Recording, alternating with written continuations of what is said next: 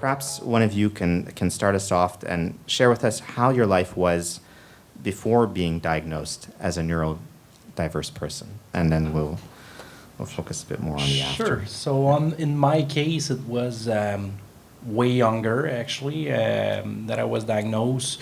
Before that, well, if my father was in the room, or even my mother, actually, they would tell you how a devil I was actually doing like crazy stuff, like being just crazy all the time and like jumping all around and like having too much energy and everything, and being having difficulty to focus on things as well actually.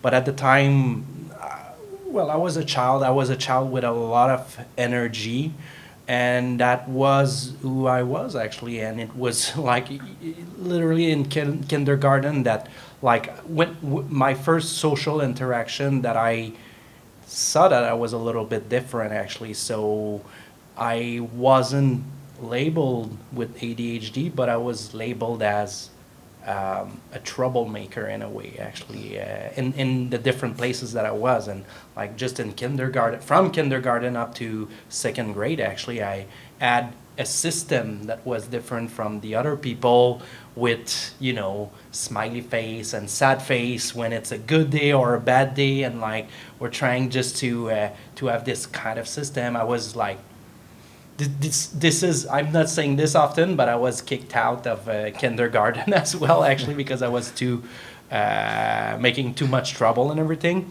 And it was there that I figured out that I was kind of different, but it was in primary school actually, in elementary school, that I figured out that it was there might be a problem, that I'm different as well from my own perception. Because yes, I had friends, like I was making people laugh, but because of the fact that I was different, and because of the fact that I was making too much trouble, that I had to sit in the front and like always be in detention and stuff like that, and that I started being bullied by other people actually that didn't like this difference. And like it was hard for me in a point. It was what it was in a way actually, but it was hard to live.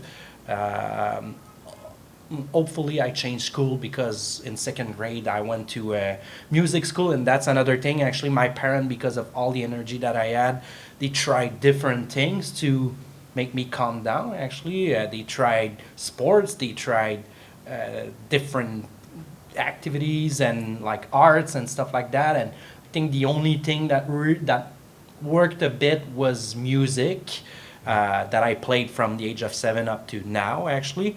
But that was very hard for them. And when I was in this music school, that was a very good school. I was having good grades. I never had any problem with my grades, but I had behavioral problems in a way. They decided to bring me to my pediatrist. I don't know how you call this, but pediatrician. Thank you. And this is where she said, and I think it was in 1999 actually, she said, oh yes, there's more children being ADHD. There's this new drug called Ritalin that you can give to your children, and like it's okay because it's a good advancement in terms of science. I think it was like new at the time actually, like for children and everything. I don't remember, but I remember that was the solution actually. And it was this, and from that moment I was labeled, and the solution was medication up to the age of 18, when there was a kind of a rebellion, I don't know what you call this, but a rebellion. A rebellion against, or a fugue perhaps. Against the actual thought of continuing in this. So that's gonna be later, of course, but yeah. That's pretty much it. Well, thank you. Thank you for sharing all of that. Just to contextualize a little bit about what life was like before and up to diagnosis.